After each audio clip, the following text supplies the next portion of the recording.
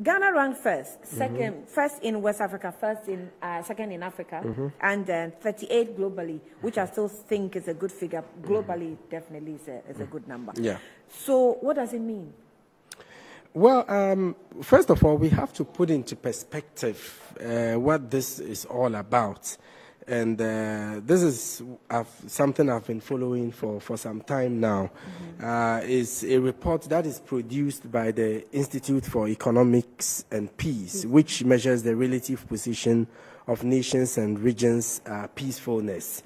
They use a number of methodologies, which is usually characterized into quantitative and qualitative. And amongst the factors they use include the number and duration of internal conflicts within a country. Then they also take into consideration the number of deaths from internal or organized, conflicts. They take into consideration the sort of relations between your country and other countries, particularly neighboring countries. And of course, whether you have been touched by terrorism or not, and to what extent. And there are other indicators. I think in all there are about 23. And when you look at the ranking for 2021, Iceland is the most peaceful country on earth because they have the highest score. And New Zealand is the second most peaceful country, followed by I think Slovenia, something like that. Let me check the rankings. Okay, so I'm coming.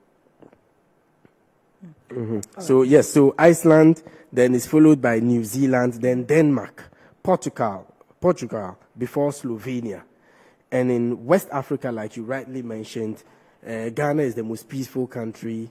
And of course, it's the second most peaceful country in Africa. And it's not surprising if despite the myriad of security challenges we've had to contend with in the country, when you compare our position, Annie, to other countries within the West African sub-region, you would realize that we have come far in terms of democratization, in terms of people participation, to what extent have government invested in the people, the level of crime, etc. Even though currently, as we sit, the annual average of homicides in Ghana is a little above 500.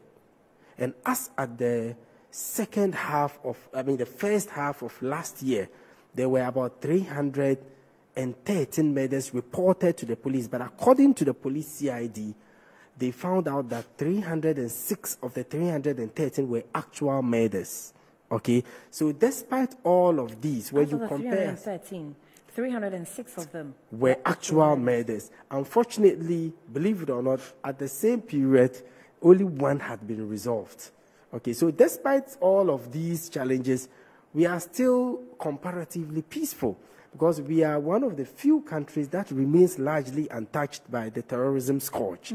When you compare us to a country like Burkina Faso, we are miles ahead because Burkina Faso is almost a failed state with terrorism hitting them almost on a daily basis. Mali also have to contend with terrorism, especially in the northern parts towards the Sahel region.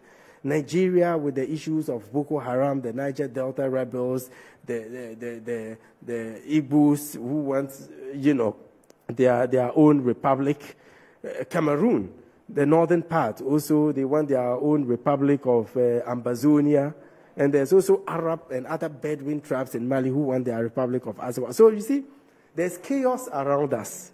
Just recently, in Ivory Coast, there was chaos because Alassane Ouattara also decided that the 2 terms wasn't enough, so he would wish to go for a 3rd term. So I'm not surprised whatsoever. However, there's a problem. We don't need to be complacent because even though we seem to be doing things better than the other countries, there's still a lot more to be done. If not, we might also slide into chaos. I don't mean to in any way be a doomed prophet or whatever it is called, but one thing is for sure, we cannot afford to be complacent.